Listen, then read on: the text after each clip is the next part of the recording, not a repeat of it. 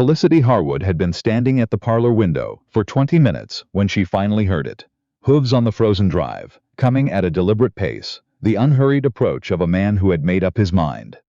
She had known this morning would come. She had prepared for it the way a person prepares for a storm the almanac has promised, methodically, without hope that the forecast might be wrong.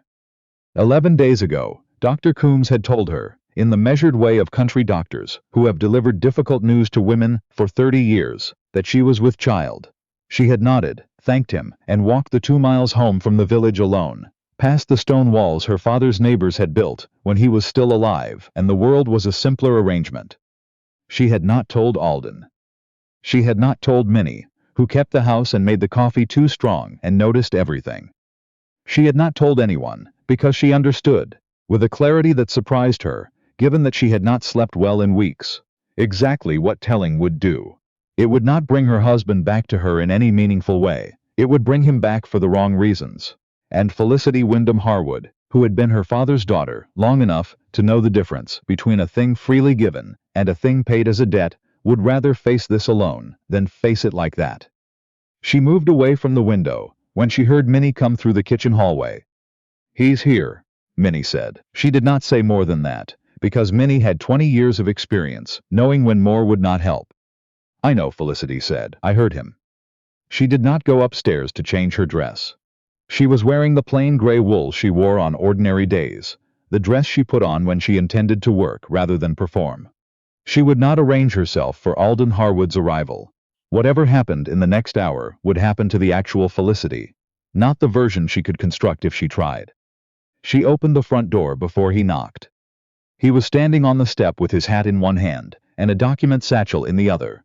Brown leather, brass clasps, the kind that lawyers favored. He looked exactly as he always looked, tall, composed, a face that had learned early to carry its feelings well below the surface. He was wearing his good coat despite the November cold. He had dressed deliberately. "Felicity," he said. "Alden," she said, "come in." He followed her into the parlor. She noticed the way he looked at the room, at her father's books still arranged on the shelves the way the old minister had left them, at the small oil lamp on the side table that Minnie kept lit even in the daytime, at the framed verse above the fireplace in her father's handwriting. "Be careful for nothing." He looked at it all with the expression of a man surveying something he feels responsible for, but no longer entirely comfortable in. "You look well," he said, because it was the thing people said. "I am well," she said, because it was true, and because she was not going to make this easy for him. "Sit down. Tell me what your mother has prepared." He sat. He unfastened the satchel and drew out a document.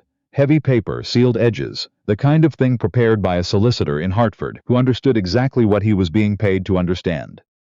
"There is a legal arrangement," he said. His voice was careful. He had rehearsed this, she could tell. This house, your father's property, would remain in your name in full. There is a quarterly allowance, enough to live comfortably. He paused. More than comfortably. Felicity looked at the document on the table between them. She did not touch it. "And in exchange," she said, "I sign something that says our marriage is over." He did not answer directly. "It would be a formal separation," he said. "There is a legal argument regarding the original filing. The language of the arrangement can be—" "Alden," her voice was quiet, it did not shake. "Stop." He stopped. "I want you to hear yourself," she said. "You are sitting in my father's parlor, telling me that your mother's solicitor has found a legal technicality, and you are framing it as a kindness, as an arrangement that suits both parties." She looked at him steadily. "I need you to say it out loud and listen to what it sounds like." Something moved through his face. She recognized it. The particular discomfort of a man who has dressed a difficult thing in careful language and been asked to undress it. "It is not a kindness," he said. "I know that." "Then, what is it?" He was quiet. "Clover Pendleton," she said. Not a question.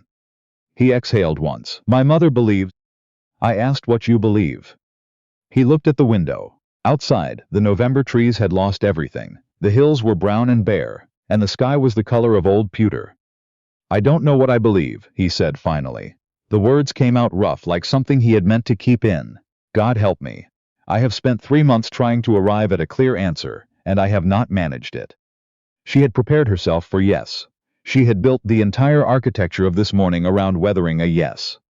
She had told herself, He will say he wants it over, and you will hold yourself together, and you will not cry, and you will not beg, and you will not say anything you cannot take back. I don't know was so much harder. She stood up. She crossed to the fireplace and stood with her back to him. For a moment, her hands clasped in front of her, looking at the small painting of the Connecticut River that had hung there since before she could remember. I won't sign a document, she said to the painting, because your mother believes it is convenient. I will not be arranged away from a marriage I entered in good faith, because Clover Pendleton has a larger inheritance and a family name your mother prefers. She turned around. If you want this marriage to end, Alden, you are going to have to look at me and tell me, not your mother, not a solicitor, not a piece of paper with a legal stamp on it, that you want it to be over. She looked at him directly. Can you do that? She asked. He opened his mouth. He closed it. No, he said. Minnie brought coffee. Neither of them had asked for it, but Minnie had been listening through the kitchen doorway with the focused determination of a woman who understood exactly what the situation required. And what it required was coffee and the dignified pretense of a neutral witness. They talked for another hour, not about the document, about smaller things first, the way people do when they have arrived at something too large to look at directly, about the north field that had flooded in October, about the roof over the back bedroom that had never been properly repaired. Then Alden said, I left in August. You moved to the inn in August, Felicity corrected. You had been gone since March. He absorbed that. I know, he said. You were in the house, she said. You ate dinner at the same table. You said good morning when we passed in the hallway. But you had already decided something, and you were waiting to say it, and in the meantime you were simply present without being here. She kept her voice even. She was proud of that, the evenness of it. I noticed. I imagine you knew I noticed. Yes, he said quietly. And you said nothing. I did not know how to say it without. He stopped. Started again. I was afraid of what your face would do. My face. What I would see in it. He looked at his hands. I was a coward, Felicity. I don't say that because it sounds well. I say it because it is the accurate word, and I have been avoiding it for 6 months. That landed differently than she expected. He left the document on the table, unsigned. He stood at the door with his hat in his hand, and said he would be at the Millbrook Inn if she needed to reach him. He said it the way people say things when they don't know what else to say. I know where the Millbrook Inn is, she said. He looked at her one more time, the way he used to look at her before March, direct and slightly uncertain, like a man reading something in a language he almost knows. Then he walked out to his horse and rode back down the drive, and Felicity stood in the doorway until the sound of hooves had gone, and then she went inside and sat at the kitchen table and put both hands flat on the wood and let herself feel, for the first time in months, exactly how frightened she was. Not of him, not of the document. Of the single moment she already knew was coming, when time itself would take the decision out of her hands, and she would have to tell him the truth, and find out whether what she got back was a husband or just a man doing what was expected of him. The letter from Portia Harwood arrived 3 days later. Felicity recognized the handwriting immediately, deliberate, upright, the penmanship of a woman who viewed a loose letter formation as a character deficiency. She had received one letter from Portia Harwood before, in the early weeks of the marriage. A greeting that was technically warm and communicating nothing, a masterwork of careful distance. This one was different. It was 2 pages. It expressed concern for Felicity's well-being with the precision of a woman who was not actually concerned for Felicity's well-being, but understood the social form of concern. It noted, in its 3rd paragraph, that Portia had become aware, through the ordinary channels of community connection, as she put it, that Felicity had recently consulted Dr. Coombs. She wrote that she hoped there was no cause for worry, and that she wanted Felicity to know the family stood ready to support her in any matter pertaining to her health. Felicity read it twice, then she folded it along its original creases and held it in both hands and breathed. Portia had not written child. She had not written pregnant. But she had found out about the doctor's visit. In a village of 300 people, a young woman visiting the doctor alone and paying cash was exactly the kind of thing that got noticed, and then talked about again, especially if someone had already been asking questions about her. And Portia Harwood had almost certainly been asking questions. The letter was not an inquiry, it was a positioning. Portia wanted to see what Felicity would do with the information that Portia had the information. Felicity went to her writing desk and composed a reply. Dear Mrs. Harwood, thank you for your kind words. I am in good health. I have nothing of significance to report at this time. Yours, Felicity Harwood. She read it back. It was accurate. It gave nothing. It closed no doors and opened none. It was the kind of letter her father would have written, not deceptive but protective, which were not the same thing. She sealed it and gave it to Minnie's nephew to carry to the post. Then she sat at the writing desk for a long time and thought about the phrase she had used, at this time. At this time, as though the situation had a clock attached to it, which it did. In another month, perhaps 6 weeks, there would be no more at this time. There would only be the visible, undeniable truth, and whoever reached Alden first with that truth would hold a significant advantage in whatever came next. She needed to know what Alden actually thought, not what his mother had arranged, what the man himself, the one who had said I don't know in a voice that had followed her 3 miles down the road, what that man wanted. She went to the Millbrook Inn the following morning. He was in the public room, sitting by the window with a cup of tea he wasn't drinking and a newspaper he wasn't reading. He looked up when she walked in.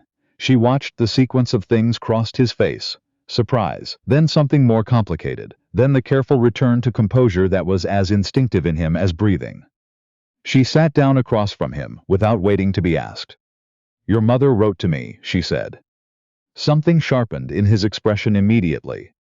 She noted that I had visited Dr. Coombs, Felicity said. She framed it as family concern. It was not family concern. It was a letter written by a woman who suspects something and wants to know if I will confirm it. She folded her hands on the table. She had someone watching me, Alden. Someone who noticed a private medical appointment and reported it back. He was quiet for a breath, then too. I did not know about that. I know you didn't, she said. You didn't know about the doctor visit yourself. Which means someone in your mother's network was paying attention to my movements without my knowledge or consent. She looked at him steadily. That is the woman whose arrangement you have been following. Something moved through his face, below the surface, foundational, the way a structure shifts before the crack appears in the wall. What did her letter say, exactly, he asked. She recited it from memory, his jaw tightened by degrees as she spoke. She suspects something, Felicity said when she had finished. I don't know what exactly. But the letter was not written by a woman asking a genuine question. It was written by a woman who believes she already knows the answer and is waiting to see what I do with the situation. What did you tell her? I told her I was in good health and had nothing significant to report at this time. She watched his face. That was accurate. But it will not satisfy her for long. He set both hands flat on the table. Felicity, there is something you aren't telling me. It was not a question. It arrived with a quietness that told her he had been circling it since the morning he came to the house. That it had been working at him in this public room for days. That he had been sitting here with a cold cup of tea and an unread newspaper, and something she had said, or not said, following him without resolution. She looked at her hands. She thought about the walk home from Dr. Coombs's office. She thought about the decision she had made on that walk, and why, and whether it still held. Yes, she said, there is. He went very still. I'm not going to tell you today, she said. Felicity. Not today. Her voice was entirely clear, not hard, not loud, simply final in the way her father's voice had been final when he had decided something. No room inside it for argument, no purchase for negotiation. There are things I need to understand first, about where you actually stand, not what your mother wants, not what the arrangement says, where you stand. He held her gaze. Something large was moving through him, controlled and measured and not yet named. How do I prove that to you? He asked. I don't know yet, she said honestly, but I'll know it when I see it. She left him there. She was halfway down the main street when she heard boots behind her on the boardwalk. He fell into step beside her without preamble. I wrote to her, he said. She kept walking. When? The night after I came to the house. Before I knew about her letter to you. He was looking at the street ahead, not at her. The way men delivered the things that cost them most. Sideways to the air, as if direct delivery was too much to manage. I told her I was handling the matter myself and did not require further involvement. I told her the arrangement was on hold indefinitely and that the solicitor should consider himself released. Felicity did not slow her pace. You wrote to her before you knew she had been watching me, she said. Yes. She turned that over, once, twice. She made herself be careful about what it meant and what it didn't.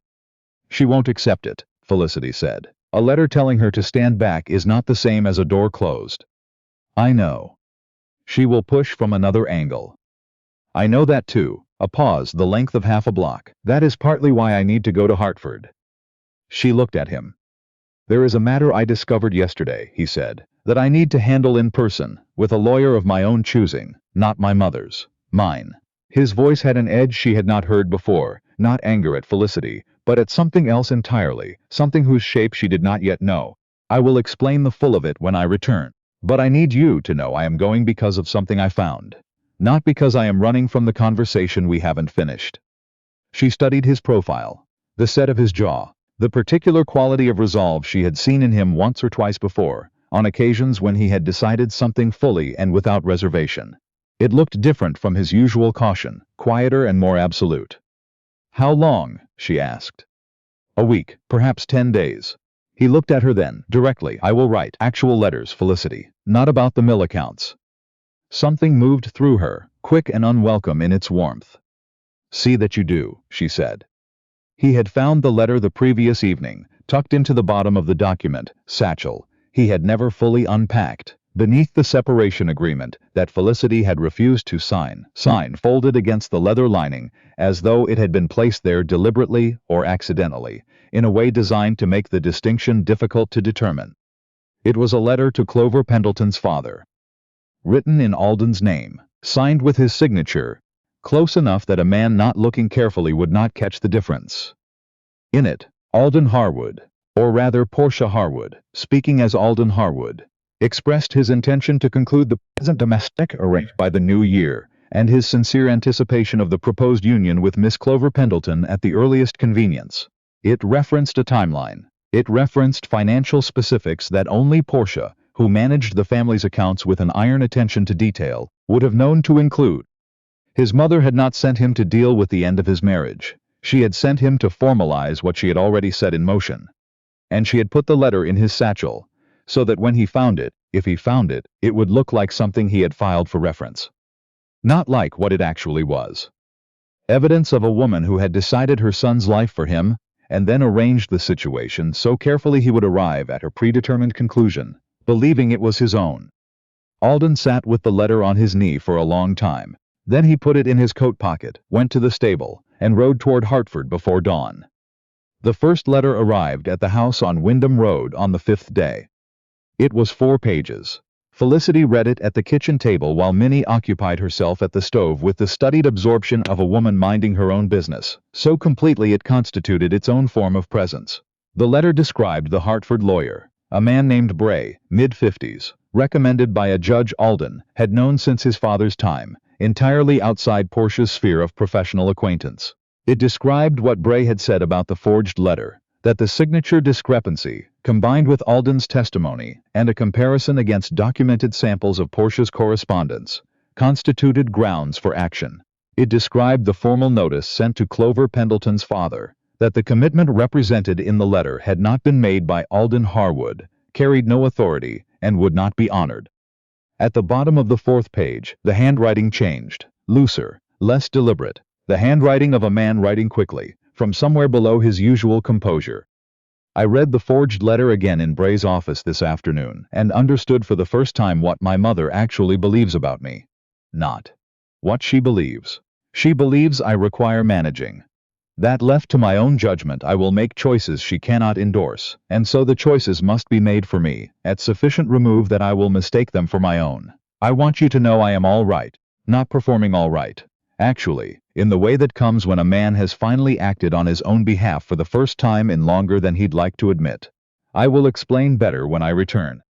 Felicity read it 3 times, then she folded the letter and put it at the bottom of her sewing basket, inside her father's old account book, where no one would think to look. She was kneading bread dough the following afternoon when Minnie said, from somewhere near the window, "You're humming."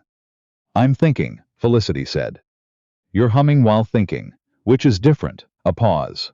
"You haven't done that since before your father died." Felicity did not answer, but she did not stop either. He arrived on a Thursday. She heard the horse on the drive, and went to the door before he could knock. The same as before, but different in quality. She was not bracing herself. She was simply opening the door. He was carrying a saddlebag instead of a satchel. No documents, no formal coat. He looked like a man who had done something genuinely hard and was carrying the fact of it plainly, without performance in either direction. "The solicitor believes my mother has no further legal leverage," he said. She had opened the door and he had gone straight to it, because pleasantries were beside the point now. "Bray's assessment is that she will not push publicly. She has too much to lose if the forgery becomes known in Hartford circles." "And Clover Pendleton's family?" "Her father sent his regards to you." Something that was almost wry crossed his face. He was as disturbed as anyone to learn he had been used as a piece in someone else's arrangement. "He should be," Felicity said. Alden stood on the step. The November morning was cold and bright, the kind that stripped everything down to its essentials. He turned his hat in his hands once. "Felicity," he said, "I would like to come in, not as a visitor. I understand that is a different thing from what has happened before, and I am not asking you to agree to all of it today. But I would like to stop living at the Millbrook Inn. I would like to stop conducting this marriage through letters and hallway silences and carefully worded legal documents." He looked at her directly, the full unguarded look she had valued and received too rarely. "I would like the chance to be the husband I should have been in March, and April, and every month since." She looked at him. She looked at the saddlebag and the absence of the satchel and the plain honesty on his face. "Come in," she said. "We'll work out the rest as we go." She told him that evening. They were in the parlor after supper, and Minnie had tactfully taken herself off to visit a neighbor she had never previously shown any interest in visiting. The fire was low and the lamp was lit, and it was quiet the way the house got quiet after dark in November, when the hills settled and the wind came down from the north and there was no sound but the fire and the tick of the mantel clock. "I need to tell you something," she said. "I need you to hear all of it before you say anything, not just the first part, all of it." "All right," he said. She took one breath. "I am going to have a child," she said. The silence that came after was the fullest she had ever sat inside. Not blank shock, not the airless stillness of something completely unexpected. Alden had suspected something. She had seen it in him at the inn, in the public room, in the quietness of "there is something you aren't telling me." But suspecting and knowing were two different countries, and she watched him cross the border in real time. He did not look away from her. "How long have you known?" he asked. His voice was careful and low. 11 days before you came with the papers," she said. "Dr. Coombs confirmed it. I believe I am nearly 3 months along." He was very still. She watched him do the arithmetic, the dates, the winter months, when they had lived in the same house, without living together at all, the one night in August before he had moved to the inn, the single honest night before the distance reasserted itself, with the finality of a door closing. "You knew," he said slowly, "when I came with the papers." "Yes." "You knew the entire time I was here." "Yes." He let out a breath, slow, controlled, carrying something enormous in it, the sound of a man's entire understanding of the past 3 weeks completely rearranging itself. "Why didn't you tell me?" Here was the part she had gone over in her head 100 times. She had not rehearsed it to make it smooth. She had rehearsed it to make it accurate. "Because I knew what you would do," she said. "The moment I told you, you would have closed the satchel and put the papers away and told me we would work it out, and you would have meant it, in that moment. I believe that completely." She met his eyes. "But I also knew that 6 months from now, or a year, or 10 years, you would look at me and wonder. You would wonder whether you stayed because you chose to, or because I made it impossible for you not to." Her voice stayed even. She was proud of it. "I will not be the woman who held you in place with a truth. Not even a true truth." He pressed one hand briefly over his mouth, then dropped it. "Felicity," he said, "I was sitting in this room. I was handing you a document. I was telling you about quarterly allowances and legal technicalities." He stopped. "And you were?" "Yes," she said simply. "You said nothing." "I said quite a lot," she said. "I simply didn't say that." Something broke open in his face. Not completely, not dramatically, but in the way old wood breaks along a grain that was always there, at the place that had always been the weak point, given finally enough pressure to give. He stood up. Not in anger. She had learned to read his anger, and this was not it. He stood because he could not hold what he was feeling and remain seated, and he crossed to the window and stood with his back to her for a moment, looking out at the dark hillside and the first stars coming up over the eastern ridge. She let him. She had given him a hard truth, and she owed him the time to hold it. "You still could have told me," he said to the window. "Any woman in this county would have told me. My mother certainly expected you to tell me. It was half of what she was calculating for." "I know," Felicity said. "Then why?" He turned back to face her. "If you knew it would change everything, why didn't you use it?" "Because I have spent my whole life watching women be managed by the things they could not afford to give up," she said. "My mother stayed in a life that wore her down because she had no alternative, and she called it love, and she taught me without meaning to that obligation and love were the same thing." She held his gaze. "I would rather raise this child alone in my father's house, with my father's books, than raise them in a marriage, where every time you looked at me, you were calculating what your life might have been." He crossed back from the window. He stood close enough that she had to tilt her face up slightly to hold his eyes, and he looked at her the way he had in the public room, the direct, full look she had catalogued early and valued most, the one that meant he was entirely present. "I came here with those papers," he said quietly, "and I handed them to you. And I told you my mother had arranged a comfortable future for you, and you sat across from me without flinching. You didn't cry, you didn't bargain, you asked me to look you in the eye and make a real decision." He paused. "I have been thinking about that for 10 days. About what it means when a woman values her own dignity more than she values keeping a man who isn't fully present anyway. A beat. That is not what a woman does if she was ever trying to trap someone." The words sat between them like something finally named. "Your mother believes otherwise," Felicity said. "My mother is wrong," he said, flat absolute, no qualification placed carefully around it. She heard the carriage before she had finished fully hearing those words. She saw it in his face before she registered the sound herself. The recognition, sharp and immediate, the expression of a man who has been half expecting something and fully dreading it. She didn't wait for Bray's letter to reach her, Alden said. Portia Harwood stepped from the carriage with the assistance of her driver, and the bearing of a woman who had never once in her life doubted she was precisely she should be, tall, white-haired, dressed in deep blue wool, carrying herself with the formidable calm of a woman who had managed a great deal and intended to manage more. She looked at Alden on the front step. She looked at Felicity standing beside him.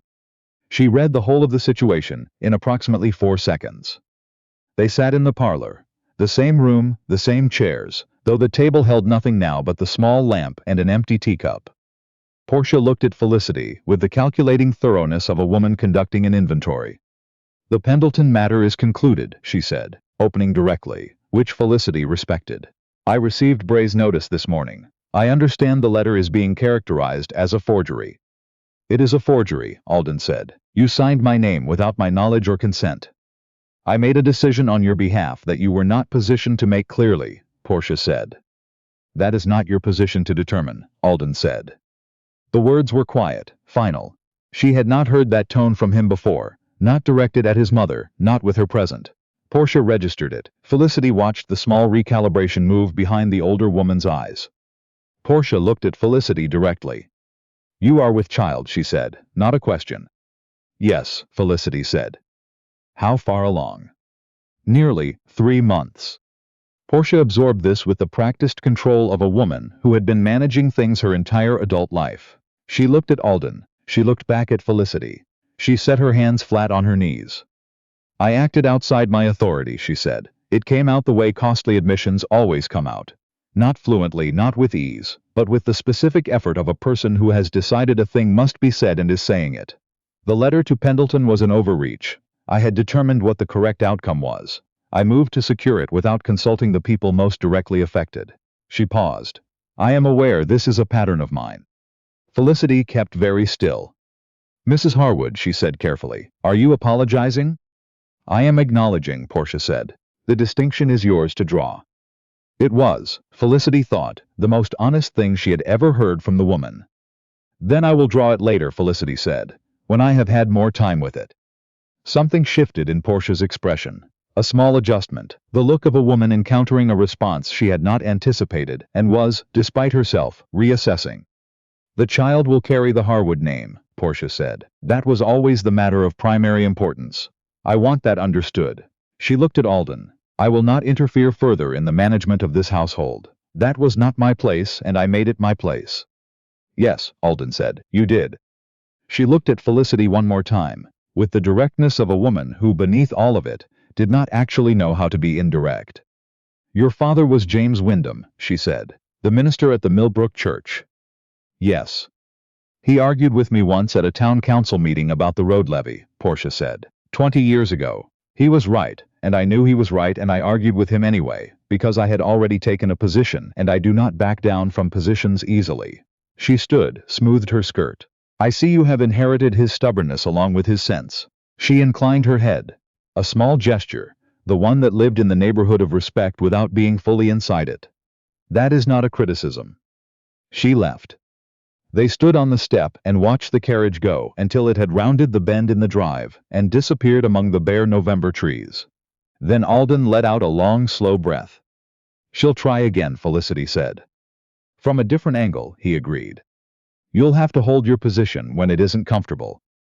I know. He looked at her. I have been practicing. She almost smiled. The edge of it. The part that had been missing since March, when the distance had settled between them like weather that simply refused to lift. It does get easier, she said. Most hard things do, once you have actually decided to do them. He looked at her face, at the almost smile, at the composure, and underneath it the thing she had been managing carefully for months, and said quietly, when I sat in Bray's office and read what my mother had written in my name, I understood something I had been avoiding for a long time. He paused. I had been calling what I felt for you inconvenient. I told myself it complicated matters. It was easier to let my mother's arrangements fill the space than to admit what I actually wanted. He held her gaze. I am not going to become suddenly eloquent about it. But I want to try, not because of the child, not because of the legal situation, not because of anything my mother has or hasn't arranged, because I would like to stop living at a distance from my own life. The room was very still. You are already here, she said finally. You came back. You went to Hartford. You stood in this room and said no to your mother and meant it. She looked at her hands, then back at him. Those are not words, Alden. Those are things you actually did. Let me keep doing them, he said. She breathed once, slowly. All right, she said. It was different from the all rights before, less provisional, less armored. The beginning of something she was not yet ready to name but was no longer willing to refuse. He reached across and covered her hand with his, simple, unhesitating, the gesture of a man who had stopped calculating whether it would be received. She did not pull away. The baby came on a Thursday afternoon in late February, while a soft snow came down over the Berkshire Hills, and Minnie managed everything with the authority of a woman who had no patience whatsoever for unnecessary drama. Alden paced the hallway with the focused agitation of a man who was very capable in all situations except the ones entirely outside his control, which was to say, this one precisely. Minnie came out after 2 hours, said a boy, both fine, and went back in before Alden could ask the 17 questions visible on his face. He came through the door and sat beside the bed. He looked at the child, small, red-faced, already appearing to have formed a strong opinion about the general state of things, and then at Felicity, who was tired in the specific, profound way of someone who has just done something extraordinary and cannot quite believe it is done. He has your eyes, Alden said. He is 8 hours old, she said. He has no idea what his eyes are. He has your expression, Alden said. That one. The one that says he has already decided something and is not going to be talked out of it. She looked at the child. The child looked at the middle distance with the ancient oceanic focus of the very new. He has decided he is here, she said. I suppose that is enough for now. Alden was quiet for a moment, then Felicity. She looked at him. I love you, he said. I have loved you since considerably before I was willing to admit it, and I spent 6 months calling it inconvenient and complicated and a dozen other words that were all just ways of not saying the true thing. He held her gaze. I am not asking you to feel anything you don't feel. I am not asking you to forgive everything at once. I am telling you the truth because I think we have both earned it by now. She looked at him, this man who had come to her with papers and left without them, who had gone to Hartford alone and come back without his mother's arrangement attached, who had stood on her step in November and said let me try and had spent 4 months proving that he meant it. She thought about the walk home from Dr. Coombs's office, about the decision she had made on that walk, and what it had cost her, and what it had given her in return. I love you, she said. I think I have loved you since before March, before any of this. And I spent the better part of a year being so determined not to let that love make me someone's obligation, that I nearly stopped letting it exist at all. He covered her hand with his, the same gesture as always, simple and unhesitating and entirely his own. She did not pull away. Outside, the February snow came down quietly over the hills, covering the stone walls and the bare trees and the long drive up from the road, and the house was warm, and the child was present and accounted for, and the life they had not managed to build by accident they were finally, with full information and clear eyes, and the particular stubbornness of two people who had come this far, beginning to build on purpose. That was how it had always been meant to go, not by arrangement, and not by obligation, and not by the careful management of other people's expectations. Chosen, deliberately, with everything known. And that, as Felicity Harwood had understood since she was 16 years old, standing at her mother's grave in a Connecticut spring, and making herself a promise she intended to keep, was the only kind of love worth the trouble of protecting.